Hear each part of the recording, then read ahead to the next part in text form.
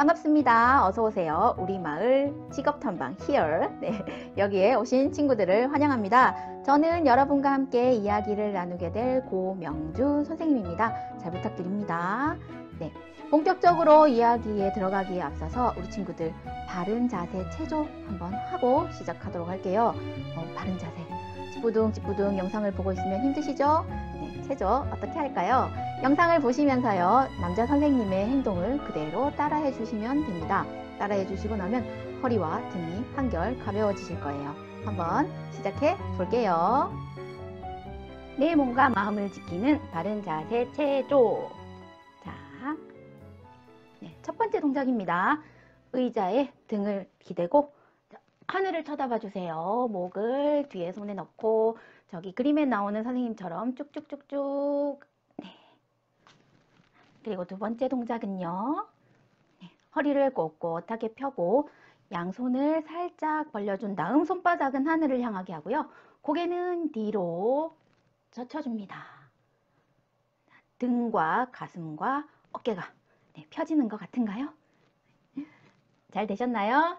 자, 그럼 본격적으로 들어가 보도록 하겠습니다. 저와 함께 하실게요. 집중 부탁드려요. 이제 출발해도 될까요? 네, 우리 마을에 다양한 직업을 찾아 소통씨 함께 합시다. 소통아 고고. 자, 우리 친구들 오늘은 소통이가 되었습니다. 오늘 소통이가 된 이유는 소통이 굉장히 중요한 직업들을 볼 거라서입니다. 너무 노골적인가요? 인하대 병원 세 번째 시간, 인하대 병원에서 만날 수 있는 직업 here. 자, 첫 번째 직업은요, 응급구조사입니다. 네, 위기 상황에서 가장 먼저 만날 수 있는 분들이에요. 길을 가다가 누군가 쓰러졌다. 네, 내가 처치를 할 수 없다면 119에 전화를 해서 여기가 어디인지 알려드려야 됩니다. 그러면 방재센터에서, 응급구조센터에서 연락을 받은 응급구조사가 구조사를 태운 응급구조차가 가장 먼저 그 위기의 상황에 도착을 하게 되죠. 자, 이분들은 여러분이 상상하시던 그 일입니다. 응급 환자가 발생 시에 현장으로 출동을 하고요. 현장에 출동해서 긴급하게 처치해야 될 것들을 처치를 합니다. 심폐소생술을 할 수도 있고요. 피가 난다면 그 피를 닦거나 다리가 조금 불편하다면 부목을 대거나 긴급적으로 응급적으로 조치할 사항이 있다면 조치를 하고 그리고 병원에 이송 중인 환자를 처음부터 끝까지 간호를 합니다. 병원에 도착한 뒤에는 의사에게 그 환자를 인계를 하면서 어떠한 상황에 어떠한 문제가 있는지를 다 알려주는 역할까지 하고 있습니다. 언제나 출동을 해도 문제가 없을 만큼 장비와 구급차를 관리하는 것도 응급구조사의 일입니다. 혹시 친구들 심폐소생술 훈련해 보신 적 있어요? 경험해 보신 적? 네, 훈련을 많이 받는데요. 가장 중요한 게 사건이 벌어졌을 때 바로바로 연락을 하는 거잖아요. 그런데 연락을 할 때 누군가가 전화를 하겠지라고 생각해서 빨리 연락이 되지 않는 경우가 있다고 합니다. 혹시 우리 친구들이 그런 상황을 목격하게 된다면 심폐소생술을 할 수 있는 누군가가 달려가서 심폐소생술을 할 수도 있지만 그렇지 못하다고 생각이 된다면 빨리 알려주는 것도 중요합니다. 네, 누군가를 지목해서 119에 전화해 주세요. 거기에 안경 쓰신 분, 거기에 머리카락 기신 분, 지금 바로 119에 전화해 주세요 라고 지목을 해서 그 사람이 움직일 수 있게 하는 게 굉장히 중요하다고 하네요. 그리고 그렇게 지목하신 분은 심폐소생술을 하실 수 있는 분은 열심히 하시면 되겠습니다. 우리 친구들도 바로 누군가 하겠지 하지 말고 그렇게 지정을 하거나 심폐소생술을 할 수 있는 우리 친구들이 됐으면 하는 바람이 응급구조사를 보니 생각이 나네요.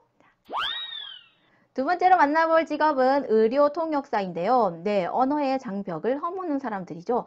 통역사라는 직업군이 있습니다. 그리고 그 직업군 중에서 병원에서 일하시는 분들이 의료통역사예요. 사람이 아프면 병원을 가야 돼요. 우리 인천에 사는 친구들 중에서, 인천에 사는 사람들 중에서 외국인도 분명히 존재하겠죠. 그분들이 아파서 병원에 갔는데 대화가 되지 않고 언어 전달이 안 돼서 치료를 제때 못 받으면 큰일입니다. 통역사가 꼭 필요하지요. 자, 의료통역사는 어떠한 일을 하나? 네, 외국인과의 대화나 발표를 우리말로 전달하는 게 통역사의 역할이죠. 그리고 우리말을 외국어로 전달하는 것, 그리고 외국어를 외국어로 전달할 때도 통역사들이 필요합니다. 이 통역사 중에서 어디? 병원에서 일하시는 분들을 의료통역사라고 한다고 했는데요. 수어로 이야기를 하는 통역사도 있습니다. 자, 언어에 장애가 있거나 청각에 장애가 있는 그런 분들은 대화를 듣고 이야기를 하기가 쉽지가 않아요. 그래서 손으로 언어를 하시는 거죠. 그게 수어이죠. 수어를 통역하시는 수어 통역사도 있고요.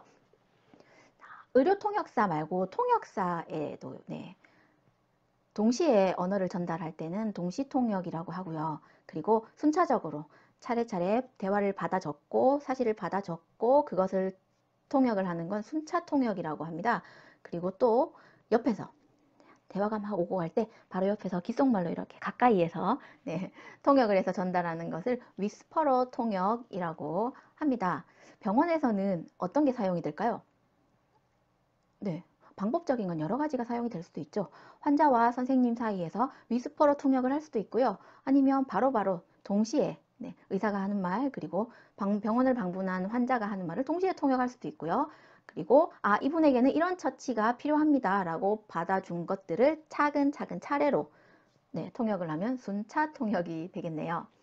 이런 분들이 계셔서 언어의 장벽을 허물고 우리와 사람과 사람 사이에 다리가 놓아지는 게 아닌가 싶은데요. 어떻게 하면 될 수 있나요? 언어나 통역 등을 관련 공부를 하시고요. 네, 딱히 꼭 이게 있어야 합니다 라고 정해진 건 없어요. 그렇지만 관련 공부를 하시면 통역을 하는데 훨씬 쉽겠죠. 통번역 대학원에서 공부를 많이 하고 계십니다. 그리고 의료 통역사 양성기관도 있는데요. 그 기관에서 공부를 할 수도 있겠습니다. 외국어와 외국어와 국어를 통역하는 일이니 언어 공부는 중요할 것 같네요. 자, 그래서 나왔습니다. 이러한 것들이 필요합니다. 이런 게 있으면 좋을 것 같아요. 외국어 능력, 이건 기본적인 지식이죠. 거기에다가 우리나라 말을 잘 사용하는 것도 중요합니다. 저쪽에서 이야기한 것들을 적절한 우리말로, 적절한 우리의 국어로, 모국어로 표현해서 상대방에게 전달하는 게 생각보다 어려운 일 같아요. 그리고 순차 통역, 동시 통역, 위스퍼러 통역 둘 다 순발력이 있어야 돼요. 빠릿빠릿하게 움직일 수 있는 능력이 필요하죠. 다양한 지식은요, 각 나라의 배경 지식을 좀 가지고 있었으면 합니다. 문화나 예술이나 사회나 경제, 정치 등에 대한 걸 아무것도 모르면 통역하기가 쉽지가 않겠죠. 그리고 우리나라에서는 괜찮은 행동이 어떤 외국에서는 굉장히 무례한 행동이 된다거나 불쾌한 행동이 될 수 있습니다. 그런 것들을 모르고 그냥 통역을 하거나 전달을 하면 서로서로 문제가 될 수도 있습니다. 그래서 굉장히 다양한 지식을 많이 습득하기를 원하고 있고요. 긴장된 상태로 항상 업무에 임한다고 하네요. 순발력이 필요하듯이 어떠한 사건이 어떠한 일이 벌어질지 몰라서 항상 들을 때는 집중을 요하고 긴장된 상태로 일을 하다 보니 체력 소모가 굉장히 심한 직업이라고 통역을 하시는 분들께서 이야기하십니다. 그렇지만 막막하게 답답하게 언어가 통하지 않아서 답답한 사람들을 연결해주는 굉장히 멋지고 뿌듯한 일임에는 틀림없는 것 같아요. 세 번째로 볼 직업은요, 사회복지사입니다. 따뜻하지만 냉철하게, 저게 무슨 의미일까? 자, 일반적으로 사회복지사들은 학교에도 있고요, 그리고 병원에도 있고요, 우리가 흔히 다니는 구청, 이런 공기관에도 있는데요. 병원에서 근무하시는 분들은 특별히 의료사회복지사라고 합니다. 이분들은 상담을 통해서 상대방의 욕구, 상대방이 무엇을 원하는지를 파악을 하고요. 그리고 그것이 어떻게 하면 이루어질 수 있을지 문제를 사정하는 일을 하죠. 그래서 따뜻하지만 냉철하게가 이런 의미예요. 따뜻하게 이야기를 듣고 상대의 욕구를 파악한 다음 문제가 있을 때 그 문제는 아주 냉철하게 잘 판단을 해서 해결을 해야 됩니다. 항상 따뜻한 마음만 가지고 있다가는 문제를 사정하는데 어려움이 있을 수 있다고 실제로 일하는 사회복지사님들이 항상 이야기를 하시는데요. 자, 어떻게 될 수 있나요? 사회복지 관련 전공을 공부하시고요. 사회복지사 자격증을 획득하셔야 합니다. 사회복지사 자격증은 아무나 칠 수 있는 게 아니거든요. 관련된 곳에서 공부를 해야 1급 자격을 취득할 수 있습니다. 그리고 2급 자격을 취득하시고 난 다음 복지사로서 열심히 실무 경험을 쌓으면 1급 자격시험을 칠 자격이 주어집니다. 복지사 자격증을 가지고 사회복지 일을 하시면 됩니다. 자, 마지막으로 법의학자 소개해드립니다. 한 점의 의혹도 남기지 않는다. 영화에서 나올 법한 그런 문구죠. 저 밑에 노란색 표시도 영화에서 볼 법한 그런 표시네요. 법의학자는요, 부검의라고도 하는데요. 부검, 네, 사람이 죽었을 때 시체를 검사하는, 네, 그런 역할을 하시는 거죠. 죽은 사람의 죽은 원인과, 네, 사망, 왜 사망을 하게 됐는가에 대한 경위를 밝히는 사람들입니다. 겉으로 봐서 파악을 할 수도 있고요. 네, 겉으로 봐서는 어떻게 죽었는지, 어떻게 돌아가셨는지 전혀 모르겠다 하는 상황이 있을 수도 있죠. 그럴 때 뭐 혈액을 검사를 하거나 아니면 타액, 침을 살펴본다거나 아니면 뱃속에 뭐가 들어있는지, 마지막으로 먹은 음식이 뭔지, 그 음식의 성분이 뭔지 그런 것까지 파악을 하고 검사를 하고 죽은 원인을 밝히는 일을 하는 분인데요. 병원에서는 자연사, 자연적으로 돌아가신 경우가 아닌 경우에 부검을 원하는 사람이 많으면, 네, 있으면 부검을 하기도 하고요. 또 의료사고라는 게 가끔 일어납니다. 사고가 일어나면 안 되겠지만 의료사고가 일어났을 때 그 사고가 어떻게 해서 일어나게 됐는지를 밝히는 것도 이 법의학자의 역할이라고 할 수 있습니다. 섬세하고 꼼꼼하게 살펴봐야 됩니다. 그리고 사람이 죽었지만, 네, 죽은 시체를 다루지만 그 시체 또한 사람이었던 분이었죠. 네, 살아있는 분이었습니다. 그래서 섬세하게 시체도 다룰 수 있는 그런 기본이 필요하고요. 꼼꼼해야 되고요. 그리고 손기술이 좋아야 된다고 합니다. 모든 의사에게는 손기술이 필수라고 하죠. 냉철하게 판단해서 어떤 원인으로 죽었는지를 딱 이야기할 수 있는 그런 능력이 필요하다고 할 수 있겠습니다. 잘 끝났습니다. 자, 퀴즈 나갑니다. 퀴즈 한번 맞춰보실까요? 첫 번째 퀴즈예요. 과학적이고 의학적 지식을 바탕으로 사람이 죽은 경위, 사망의 경위를 밝히는 사람입니다. 누구일까요? 병원에서는 부검의사라고도 합니다. 자, 정답은요? 네, 법의학자. 전국에 몇 없는 법의학자입니다. 활동지도 준비되어 있는데요. 응급구조사는 어떤 일을 하는 사람일까요? 네, 이 사람이 하는 일을 한번 생각을 곰곰 해보시고 적어주시고요. 내가 만약 병원의 사회복지사라면 사회복지가 필요한 사람을 어떤 마음으로 만나야 할까요?